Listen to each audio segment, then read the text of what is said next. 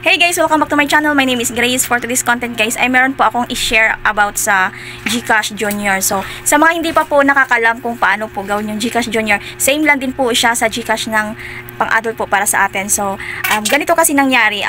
GCash ko kasi guys ay nagkaroon po ng problema. So, nag-error siya about po dun sa mapa-scan. So, gumawa po ako ng ibang account na ginamit ko yung valid ID ng anak ko. So, ang edad po niya is 15 years old. So, ang edad po ng aking anak ay 15 years old. So, nagkakaroon po siya. So, ginawan ko po siya ng GCash account. Ginagamit ko po yung National ID. So, guys, malaki ang tulong pala sa National ID para sa ating mga Junakis kasi so, valid po talaga siya. So, nagagamit ko siya sa GCash. Ginagamit ko po ito yung valid ID niya. Yung valid ID niya, so, sa mga hindi pa nakakaalam kung pwede ba gawan ng GCash account yung anak nyo, pwede. So, gagamitin lang natin yung kanilang hinihingian po siya ng birth certificate.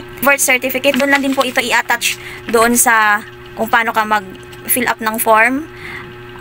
Hihingian din po ng picture ng parents with your kids. Yan. So, kaming dalawa yan. Ilalagay ko dito kung nandoon pa ba. Kung hindi ko pa ba nabura. So, hingian siya ng picture. Kayong dalawa mag-selfie kayo. And then, hihingian din siya ng permission ng parents at saka yung GCash account ng parents na ginagamit, yun din ang ilalagay doon sa i-attach din doon sa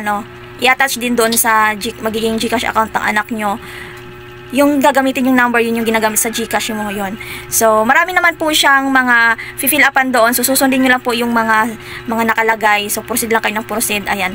So, actually, ginawa ko po siya nung gabi.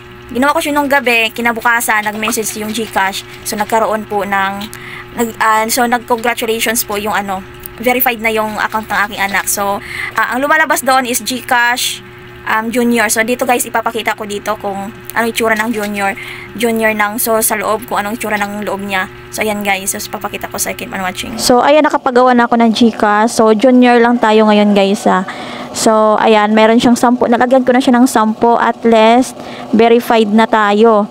Ayan guys, na-verified ako niyan is, gumawa ako ngayon, so kinabukasan, fully verified na siya, nag-text sa akin, ayan, kita niyo naman. So, nag-text sa akin si GCash na fully verified na congratulations daw. So, ayan, gilagyan ko nga siya ng 10 pesos, tinry ko. So, meron din naman siyang express send, same lang siya dito. So, pagdating po dito sa loob, ay makikita more on yellow siya. So, magkakaiba talaga siya doon sa para sa atin. So, ayan, nakakapag-send money na ako, nakapag-cash in, cash out. So, ayan yung transaction, nakikita naman, okay naman siya. So, ayan po yung tsura ng GCash Junior, guys. Ayan. So, ayan guys, nakita nyo naman, diba? So, nagagamit ko din siya, nag-send and cash out, cash in, cash out din po ako doon. Nagagamit siya. So, ang pinili ko po doon is savings 1,000 up 1,000 up yung ginagamit kong limited account, limited limits yan. So, ayan lang. Thank you pala sa pagtapos itong short vlog na to. And then, that's all. Bye-bye. See you in my next vlog.